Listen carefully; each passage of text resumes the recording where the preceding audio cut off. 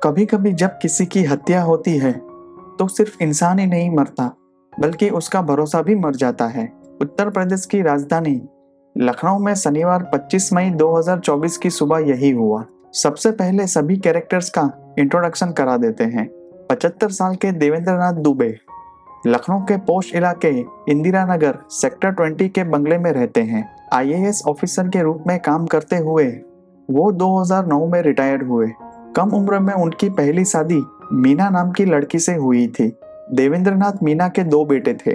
बड़े बेटे का नाम प्रांजल और छोटे बेटे का नाम प्रतीक है। मीना की 2004 में हार्ट अटैक से मौत हो गई। प्रांजल के लिए अच्छी दुल्हन ढूंढकर देवेंद्र नाथ ने उसकी शादी करा दी। प्रांजल अपना खुद का बिजनेस करता था। छोटा बेटा प्रतीक शराब के जाल में फंस गया था। मोहिनी अपने भाई और माँ के साथ कैंट के गोमती नगर के फ्लैट में रहती थी। सामाजिक कार्यकर्ता मोहिनी एक एनजीओ चलाती थी। उन्होंने शादी का ख्याल छोड़ दिया था। एनजीओ के काम के सिलसिले में अक्सर आईएएस ऑफिसर देवेंद्र नाथ से मिलना होता था, इसलिए दोनों एक दूसरे को जानते थे। मीना की मौत के बाद देवेंद्र नाथ अकेला महसूस करने लगे। जब उनसे अकेलापन सहा नहीं गया, तब उन्होंने मोहिनी के सामने शादी का प्रपोजल रखा।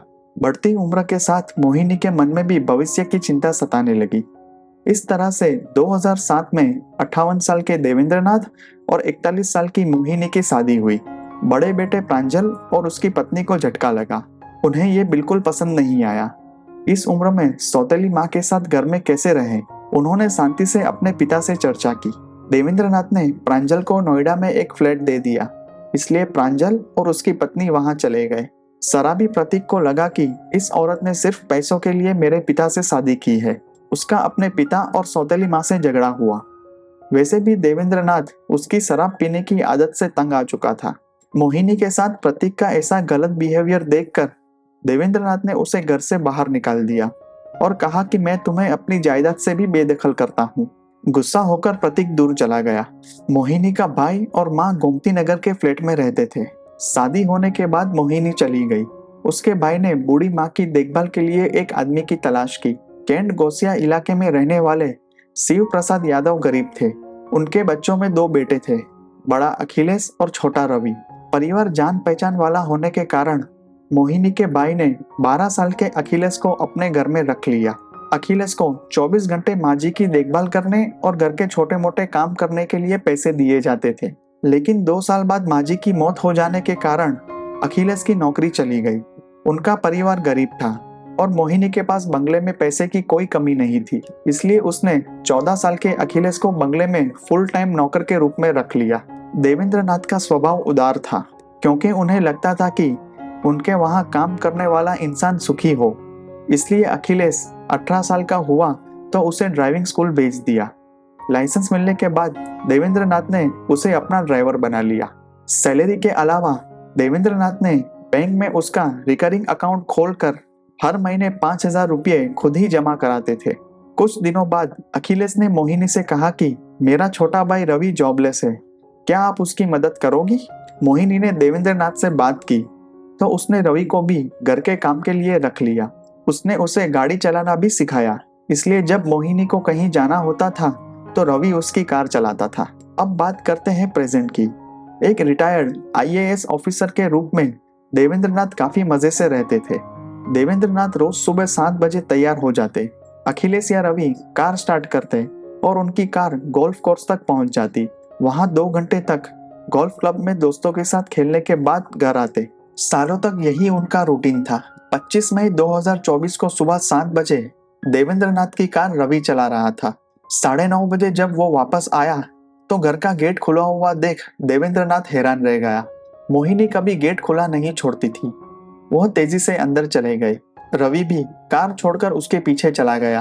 पहली मंजिल पर रसोई में प्लेटफॉर्म पर गैस चालू थी। बगल में एक कढ़ाई में दूध रखा था। मोहिनी नीचे फ्लोर पर गिर पड़ी। सिर से खून निकलकर जम गया था और किसी ने उसके दुपट्टे से उसकी गर्दन दबा दी थी। वो दुपट्टा भी वहीं पड़ा था। यह जानने के लिए कि मोहिनी मर चुकी है, किसी मेडिकल सर्टिफिकेट की जरूरत नहीं थी। अलमारियां और तिजोरियां खुली हुई थी और तोड़फोड़ की गई थी। एक रिटायर्ड आईएएस ऑफिसर की पत्नी की हत्या से जुड़े एक डकैती के मामले के कारण पुलिस अधिकारी डॉग स्क्वाड और फोरेंसिक टीम के साथ पहुंचे। देवेंद्रनाथ की हालत ऐसी थी कि उनमें बोलने की ताकत भी नहीं रही। रवि ने बड़े बेटे प्रांजल को फोन किया तो वो अपनी पत्नी के साथ आया। हर सुबह देवेंद्रनाथ गोल्फ खेलने जाते थे, जिसके बाद दूध वाला इमरान 5 या 10 मिनट में आता था। किचन की हालत देखने के बाद पुलिस ने कंक्लूजन निकाला कि दूध लेने के बाद वो किचन में आई होंगी और उसे गर्म करने जा रही होगी। उसी टाइम उन पर हमला हुआ, इसलिए गैस चालू छोड़ दी होगी। हत्यारे को यह भी पता होगा कि उस टाइम देवेंद्रनाथ घर में मौजूद नहीं है। किसी अजनबी के आने पर मोहिनी दरवाजा नहीं खोलती थी। जानकारी मिलने के बाद पुलिस को यकीन हो गया कि हत्यारा मोहिनी के जान पहचान का कोई अंदर का आदमी है, लेकिन कौन होगा ये एक मुश्किल सवाल था। डॉग स्क्वाड और फोरेंसिक टीम जुट गई। हत्यारे ने कोई निशान नहीं छोड़ा था। पंचनामा और डेड बॉडी को पोस्टमार्टम के लिए भेजने के बाद इंस्पेक्टर एक कमरे में अकेले बैठे देवेंद्रनाथ से बात की। घर में 1.5 करोड़ की ज्वेलरी के अलावा 1 करोड़ रुपया कैश था। जानकारी देते हुए देवेंद्रनाथ ने पुलिस को बताया कि पिछले महीने एक पुराना फ्लैट बिक गया था और उसमें से जो पैसे मिले थे वो घर में ही पड़े थे। बड़े बेटे प्रांजल को बिजनेस के लिए इन पैसों की जरूरत थी, इसलिए वो इन पैसों की मांग कर रहा था। छोटा बेटा शराबी हो गया है, इसलिए मैंने उसे घर से निकाल दिया है। लेकिन जैसे ही उसे इन पैसों के बारे में पता चला, वो भी आ गया और पैसे के लिए झगड़ने लगा। ये अमाउंट अंदर दूसरी तिजोरी में पड़ी थी और गहने लूट लिए गए थे। घर में सीसीटीवी कैमरे लगे हुए थे, लेकिन हथियारों ने कैमरे में छेड़छाड़ की और उन्हें अपने साथ ले गए, जिससे पुलिस को परेशानी हुई। मामला एक रिटायर्ड आईएएस ऑफिसर की पत्नी की हत्या का था, इसलिए क्राइम ब्रांच के joint commissioner Akash Kulhari, inspector Shivanand Mishra, sub inspector Vishwanath Pratap, 39 constable समेत 5 अफसरों की टोटल 5 टीमें हथियारे की तलाश में जुट गई। घर में अखिलेश, उसके भाई रवि के अलावा 2 नौकर और थे। इन सभी से पूछताछ में पता चला कि हत्या के वक्त रवि देवेंद्रनाथ के साथ था।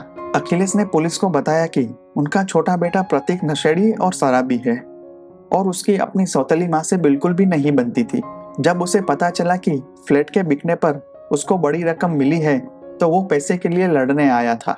हथियारों को पकड़ने के लिए अब एक टीम आसपास के सीसीटीवी फुटेज की जांच करने के लिए एक्टिव थी। उन्होंने देखा कि सुबह 7:10 पर दूध वाला इमरान आया।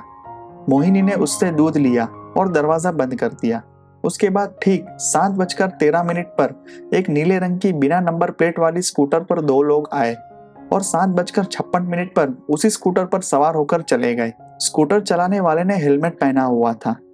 ये कंफर्मेशन होने के बाद कि ये दोनों ही हत्यारे हैं, पुलिस की सभी टीमें उस डायरेक्शन में आगे बढ़ी। उस ब्रांड के करीब 1000 नीले स्कूटरों की जांच की। 500 से ज्यादा सीसीटीवी कैमरों की फुटेज चेक करने के बाद जब पुलिस ने 9 किलोमीटर तक की फुटेज चेक की, तो गाड़ी चला रहे शख्स ने हेलमेट उतारा और पुलिस की मेहनत रंग लाई। मंगलवार 28 मई 2024 को क्राइम ब्रांच के जॉइंट कमिश्नर ऑफ पुलिस आकाश कुलहरी ने जब तीनों अपराधियों को प्रेस कॉन्फ्रेंस में पेश किया, तो सबसे ज्यादा दुखी देवेंद्रनाथ थे। 13 साल तक सगे बेटे की तरह घर में रहा अखिलेश यादव पूरी साजिश का मास्टरमाइंड था। 5 महीने पहले जब अखिलेश की शादी हुई, तो उसने देवेंद्रनाथ से 5 लाख रुपए मांगे थे, लेकिन देवेंद्रनाथ ने उसे सिर्फ 25,000 रुपये कैश दिए थे। इसलिए उसके मन में एक टीस थी। अखिलेश अलग अलग बहाने से देवेंद्रनाथ और मोहिनी से पैसे की मांग कर रहा था। अखिलेश उन पैसों को लेकर 10% ब्याज पर अपने सर्कल में घुमाता था। इसमें से कुछ बड़ी अमाउंट वापस नहीं आई तो अखिलेश टेंशन में था।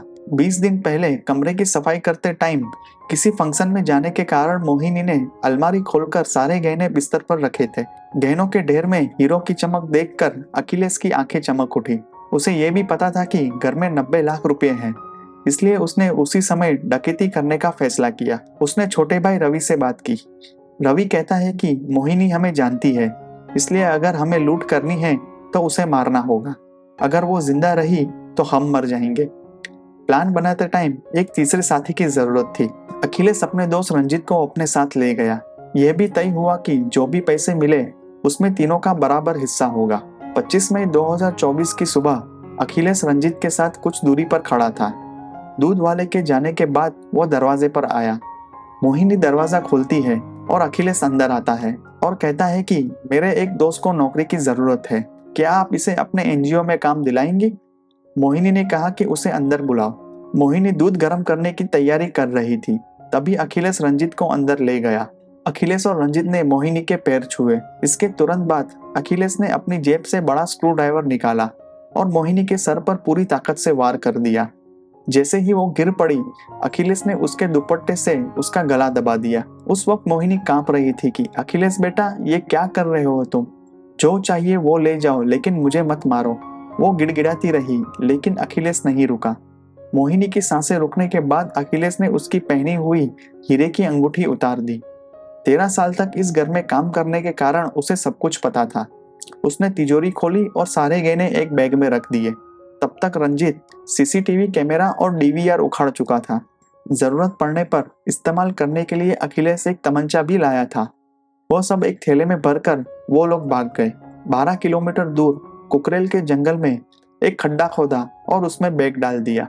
अखिलेश और रवि ने सोचा था कि पुलिस सिर्फ प्रतीक पर ही शक करेगी और हम कभी पकड़े नहीं जाएंगे। मोहिनी के दाह संस्कार में वो दोनों देवेंद्र नाथ के साथ कंधे से कंधा मिलाकर खड़े थे। अगले दिन अस्थि विसर्जन के लिए परिवार के साथ प्रयागराज भी गए। गिरफ्तारी के बाद पुलिस तीनों अपराधियों को घटनास्थल पर ले गई। वहां पर अखिलेश ने चालाकी की, लेकिन साथ ही पिस्तौल निकालकर पुलिस पर फायरिंग कर दी और बैग लेकर भाग गया। सिपाही बालकृष्ण को गोली लगी तो पुलिस ने भागते अखिलेश के पैर में गोली मार दी। वो गिर गया और पुलिस ने उसे पकड़ लिया। पुलिस ने उस बैग से करीब 1.25 करोड़ की ज्वेलरी के अलावा $1,500, 10 पाउंड, 70 सिंगापुरी dollar, 10 Swiss dollar, CCTV camera और पैसे भी जब्त किए। मोहिनी का मोबाइल फोन और स्क्रू ड्राइवर रास्ते में गोमती नदी में फेंक दिया था। पुलिस की जांच जारी है। इन तीनों पर हत्या, डकैती, आर्म्स एक्ट के अलावा गैंगस्टर एक्ट भी लगाया जाएगा। रवि और रंजीत जेल में हैं। अखिलेश पुलिस सिक्योरिटी में अस्पताल में है। प्रांजल और प्रतीक दोनों भाई इस घर में वापस आ गए हैं। 13 साल तक बेटे की तरह रखा। घर की मरम्मत के लिए 7 लाख दिए। पुरानी कार दी, जो मांगा वो दिया। अखिलेश ने जो काम किया उससे देवेंद्र नाथ अभी भी सदमे में है।